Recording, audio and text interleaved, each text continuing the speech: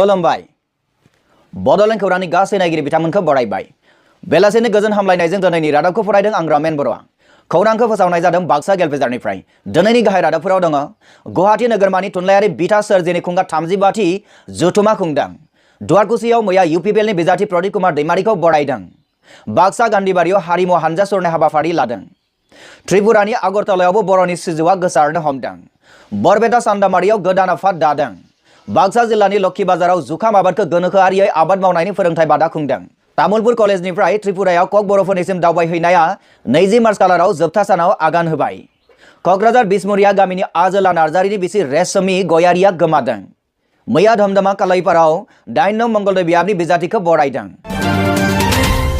नोंथाङा नायगासिनो दङ बड'लेण्ड खौरां दानियाव फैदो आबुं रादाबाव गुवाहाटी नोगोरमानि थुनलाइयारि बिथा सोरजिनि खुंगा 35थि जथुमा खुंदों गुवाहाटी नोगोरमानि थुनलाइयारि बिथा सोरजिनि खुंगा 35थि जथुमाखौ बुहुमनां खन्थाइ सान थामहिनबा वर्ल्ड पोएट्री डेजों लोब्बा लाखिनानै 21 मार्च 2019 आव बाक्सा जिल्लानि तामुलपुर ओनसोलनि बानगुरि गामियाव मेहेरगोनाङै खुंनाय जायो गिबियावनो बयनिसिमबो खुलुमनायखौ जासिग्रोनाय जाबाय फुंबिलिनि बयनिसिमबो आंनि गोसो गोरबोनिफ्राय हामलायग्रोबाय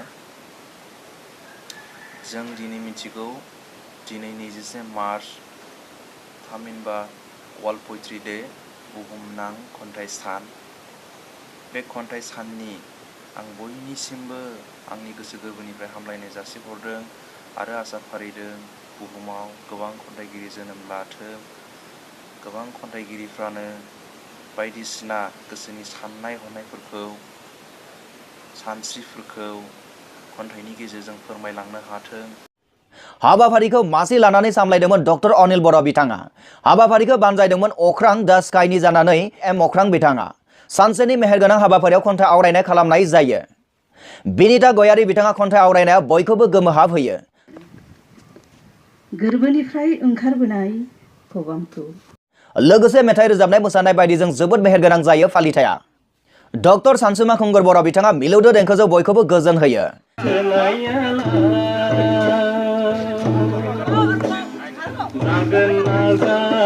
रादाबखौ दैथायहरदों दुवारकुसिनिफ्राय सानसुमा बर' बिथाङा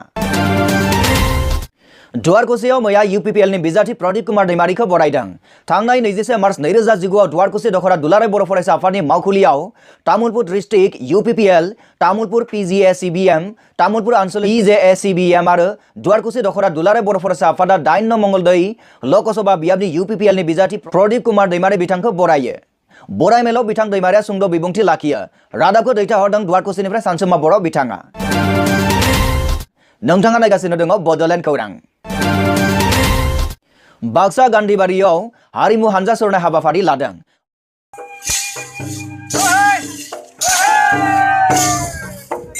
बाक्सा जिल्ला गान्धीबारि तामुलपुर महकुमानि सिङाव थानाय गान्धीबारियाव हलि फोरबोजों लोब्बा लाखिनानै हारिमुआरि हानजा सुरनाय हाबाफारिखौ लानाय जायो बे हाबाफारिखौ एगसि बन्टी वाट्सएप ग्रुपनि बानजायनायाव खुंनाय जायो होनना मिथिनो मोननाय जादों गान्धीबारिनि जौसिन फरायसालिनि गेलेग्रा फोथाराव समायना रमायना हारिमु हानजा सुरनाय हाबाफारिखौ लानाय जायो बे हाबाफारियाव गुबुन गुबुन हारिनि सुबुंफोरा बाहागो लानानै हाबाफारिखौ मेहेरगोनां खालामो मख'नो गोनां बे हारिमु हानजा सुरनायखौ बेखेवना होयो UPPL जों सायख'जानाय 5 नं क'क्राझार लोकसभा बियाबनि बिजाथि उर्खाव गोरा ब्रह्म बिथाङा दिनै हलिनि सान आरो बयखौबो आङो बहाय हलिनि गाहाम हामलायनाय जासिहरदों बेखेव बिबुंथियाव बिथाङा बेबायदिहाय बुङो बे रादाबखौ जोंसिम दैथायहरदों गान्धीबारिनिफ्राय बड' गोमसार बिथाङा गसाइगाव लोखि बाजाराव जुखाम आबादखौ गोनोखोआरियै आबाद मावनायनि फोरोंथाय बादा खुंदों थांनाय 20 मार्च खालाराव बे फोरोंथायखौ खुंनाय जायो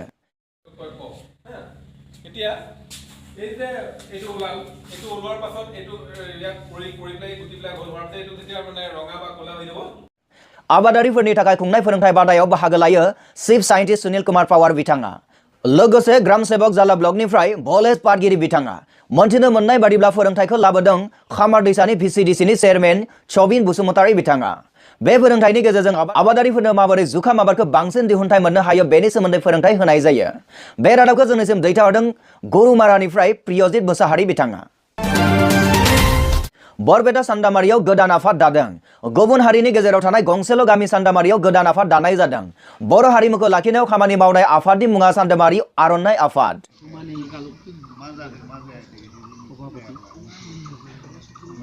लोगोसे मिथिनो फैनाय गामिनि बे आफादखौ दानाय जादों जाहाथे इयुनाव बायदिसिना मेल मिटिं खुंनायाव बे आफादा बिबान लानो हायो। आफादगिरि बिद्या औवारी आरो नेहाथारि भारत दैमारिखौ सायख'नाय जायो।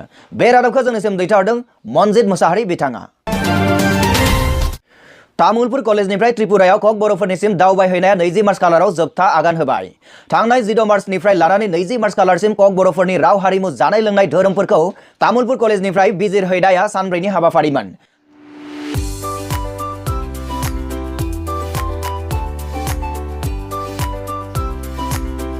बे सानब्रैनि समखोन्दोआव दावबायदिं हानजाया कक बर'फोरनि सोमोन्दै गोबां मिथिथाय बुथुमनाय जायो। आगरतला इउनिभार्सिटिनि कक बर'फोरनि बिफानावबो हाबनानै सिनायथि लाहैनायजों हारिमुनि बागै सावरायनाय जायो। Our difficulties. Bodo people have to unite together. Tripura people also have to unite together. जोबथि सानाव cabinet minister for tribal welfare and forest Manav Kumar जेमेथिजों लोगो हमनायजों लोगोसे बिथांनि न'आव डिनार खालामनाय जायो। डिनार खालामनो थाखाय गावनो हांख्रायनाय बिथां जेमेथिया दावबायदिं हानजानो गांफा गांफा रिसा त्रिपुरानि ट्रेडिशनेल आर'नाइजों बरायनाय जायो। बे हाबाफारियाव तामुलपुर कलेजनि फरायसा दैदेनगिरि महरै बाहागो लायो निरेन रामसियारि बिथाङा। बे रादाबखौ जोंनिसिम दैथायहरदों तामुलपुरनिफ्राय प्रबिन बर' बिथाङा। क'क्राझार बिसमुरिया गामिनि आजोला नार्जारिनि बिसि रेशमिया गयारिया गोमादों। आंनि नामा आजोला नार्जारि। आङो क'क्राझार बिसमुरि जिग्लिफारा मारुफारा गामिनि। जायखिया आङो 9 थारिखआव हाबा लादोंमोन। 9 थारिखनिफ्राय 11 थारिखआव गुवाहाटियाव थांदोंमोन। 11 थारिखआव गुवाहाटियाव थांनानै फेब्रुवारि मार्च 1 थारिखआव आंनि हिन्जावा खारखोमादों। दिनैसिम जेबो खबर गैया, माबो गैया। फन हरबाबो फनखौ हमा आरो माया, आरो फन हरबाबो रिसिभ खालामा, फनखौ दाननानै होयो। मोनथिनो मोननाय बादिब्ला बिसोर सानैबो 9 फेब्रुवारि खालाराव हाबा जालायदोंमोन। 11 फेब्रुवारि खालाराव गुवाहाटियाव सानैबो थांदोंमोन। मार्च दाननि 5 खालाराव रेशमिया गयारिया खारखोमाय होननानै आजोला नार्जारिया गावनो फोरमायदों। मोनथिनो मोननाय बादिब्ला खारखोमानानै थानाय रेशमिया गयारिया रङिया तामुलपुर नाग्रिजुलिनि। मोजां रायलाया, मबाइलखौ सुइच अफ लायो। जायखिया नोंथांमोन सोरबा मानसिफोर नुयोबा हले बे नाम्बाराव अननानै खिन्था हरदो 9645930906।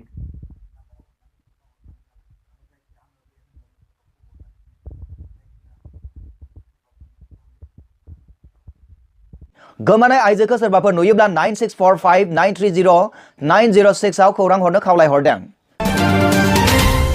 मैया 21 मार्च खालाराव 8 नं मंगलदै बियाबनि बिजाथि प्रदीप कुमार दैमारि बिथांखौ धमधमा कालैफोराव बरायदों। फैगौ 19 एप्रिलाव जानो गोनां नैथि खोलोबनि बिसायख'थियाव मंगलदै बियाबनि बद'नाय हाबाफारिया जागोन। बे थांखियैनो बिथां नार्जारिखौ मैया कालैफोर गामियाव धमधमा एबसुजों लोगोसे गामि आफादा बरायो। बेजों लोगोसे दिनैनि रादाबाबो एसेनोसै। गोजोन्थों।